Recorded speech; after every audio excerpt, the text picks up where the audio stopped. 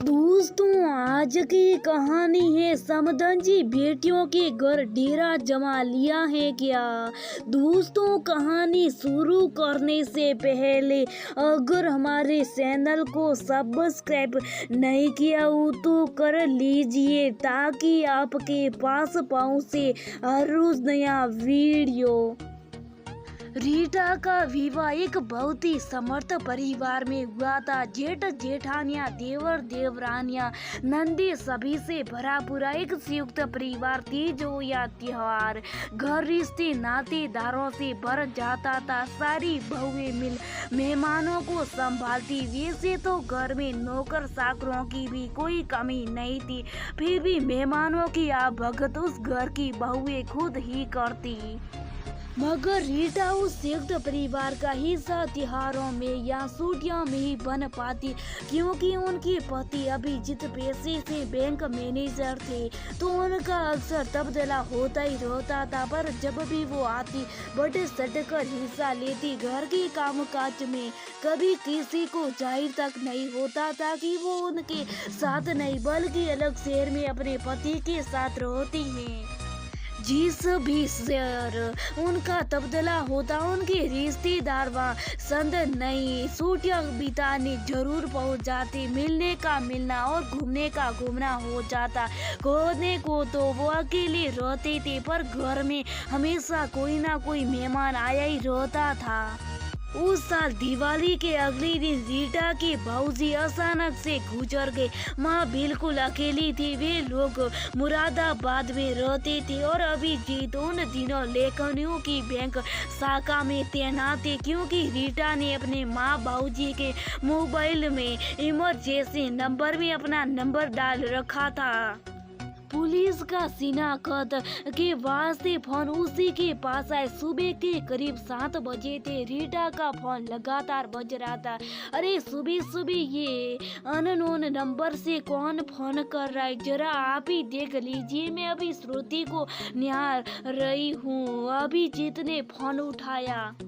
दूसरी तरफ से आवाज आई, हेलो, क्या आप रीटा जी के घर से बोल रहे हैं। अभिजीत के हामी भरने पर जवाब आया, हम मुरादाबाद पुलिस चौकी से बोले। जिनका ये मोबाइल है उनका अभी कुछ ही देर पहले एक अकस्मात में निधन हो गया। उनकी इमरजेंसी कॉल लिस्ट में ये नंबर सबसे पहले लिखा हुआ था, सो हमने इन्फॉर्मेशन के लिए फोन किया।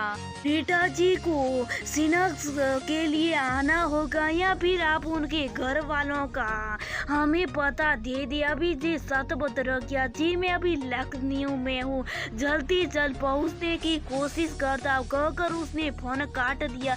किसका फोन था? रीटा की बाथरूम से ही आवाज आई।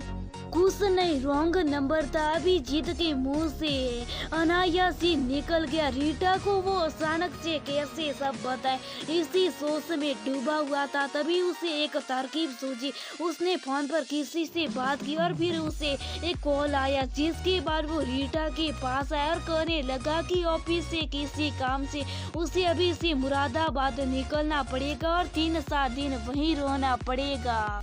तो वो भी उसके साथ चले, इसी बहाने माँ से मिलना भी हो जाएगा।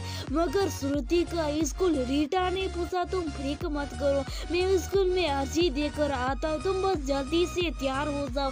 अभिजीत कहते भी निकल गया। अपनी भावनाएं छिपाना चाहता था शायद वो।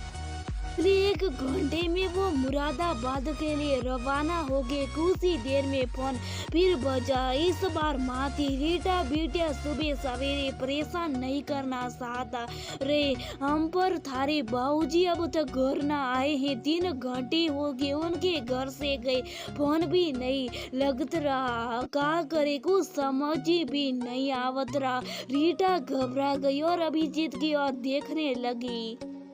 ने शांति से फोन ले माँ से कहा, अम्मा तुम चिंता ना करो, हम किसी काम से मुरादाबाद के लिए निकले, देखते अभी पर बाबूजी की हमसे बात हुई थी, कुछ देर पहले आ जाएंगे। रीटा प्रश्न भरी निगाह से उसे देख रही थी। उसने रीटा से बस इतना ही कहा कि बाबूजी का एक्सीडेंट हो गया, पर माँ को नहीं मालूम वो अस्पताल में है। मुरादाबाद पहुंच रीटा को सच्चाई का पता चला।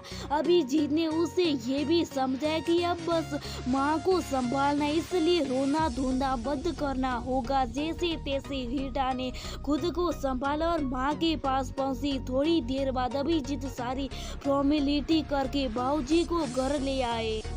उनके रिश्तेदार भी पहुंच चुके थे। तब सबके साथ मिलकर रीटा ने माँ को बाबूजी के बारे में बताया। सोते तक अभिजीत के घर वाले भी पहुंच चुके थे। बाबूजी की 13वीं तक तो सब थे, पर बाद में माँ अकेली पड़ गई। अभिजीत ने अपनी माँ को लखनऊ बुला लिया श्रुति की देखभाल करने को, जिससे कुछ दिन रीटा अपनी माँ के साथ रह सके। पर माँ तो रोज फोन कर रीटा से कहती कि अब वो आ जाए तो ठीक, क्योंकि बच्चे उनसे नहीं संभालती। रीटा की माँ ने मौके की नज़ाकत को देखते हुए खुद को संभाला और रीटा से वापस लौट जाने को कहा। कुछ 7 महीने बाद वो बहुत बीमार पड़ी, जिसके चलते रीटा को फिर एक बार मुरादाबाद जाना पड़ा और माँ जी को लखनऊ आना पड़ा। फिर वहीं कब आओगी का सिलसिला शुरू हो गया। इस बार रीटा अपनी माँ को भी अपने साथ ही ले आई। कुछ दिनों में वो वहाँ के माहौल में घुल मिल गई और खुश भी रहने लगी। बहुत हद तक उन्होंने घर का काम काज भी संभाल लिया, इससे उनका वक्त भी अच्छा गुजरता। रीटा के घर मेहमानों का सिलसिला फिर शुरू हो गया और वो पहले से व्यस्त रहने लगी, पर माँ के चलते घर का काम काफी हल्का हो गया था। बीच में 1-2 बार अभिजीत की माँ भी आकर गई और बातों बातों में समधन को पूछ भी बेटी की आगे का क्या विचार है। फिर दिवाली आई। इस बार रीटा ने ससुराल जाने से इनकार कर दिया, क्योंकि बाबूजी की पुण्यतिथि भी थी। अभिजीत भी नहीं गया। फिर क्या था, सासू माँ के गुस्से की सीमा न रही। दिवाली के बाद फोन आया अभिजीत तो से नहीं, आज बहू रानी से सीधी बात करने मोए फोन दे। जैसे रीटा लाइन पर आई, उन्होंने सुनाना शुरू कर दिया। देख बहू रानी, घर में मेहमान तो आते जाते रहे और वो आते जाते ठीक लगे। मैंने तो कभी किसी मेहमान को घर में डेरा डालते हुए ना देखा। मैं समझी नहीं महज।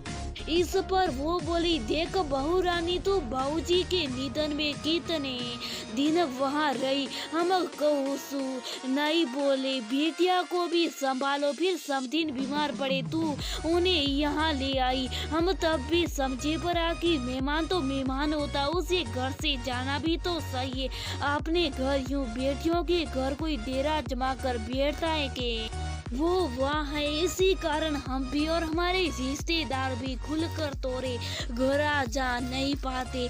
सब कहते हैं कि तोरा घर तो तोरी माई सलाती है। हमारे घर में तो बेटिया के घर का पानी पीना भी वर्जित है। फिर भी इन सब ढकोसलों से बाहर निकल, हम तो एक नाई बोले। पर समझीन को खुद ही समझना सही के पड़े कि अब बेटिया का घर पर सारी उम्र रहेगी का।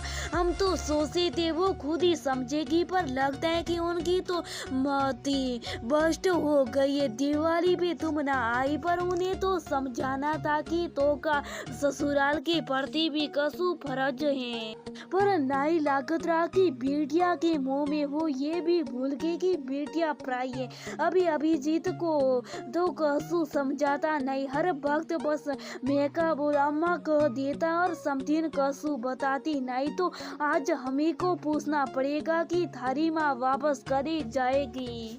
इज्जत से समय समय पर आया जाया करे तो आदर पाएगी, नहीं तो अनसाई मेहमानों जैसी हो जाएगी। रीटा ये शुभ कर सतबत्ती एक नजर अभिजीत के चेहरे पर डाली और झुकी हुई नजरें देख फोनों से पकड़ा रसोई में चली गई।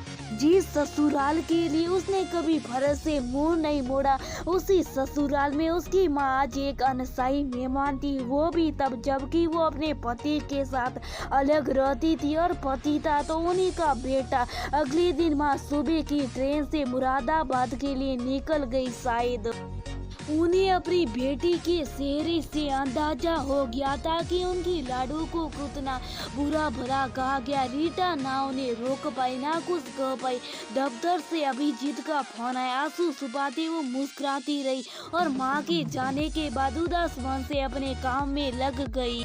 शाम को एक हफ्ते के लिए ननद नंदोई जो आ रहे थे किसी काम से। दोस्तों, ऐसा क्यों होती है कि बेटी के माँ बाप सब कुछ करते भी अनचाहे मेहमान की दृष्टि से ही देखे जाते।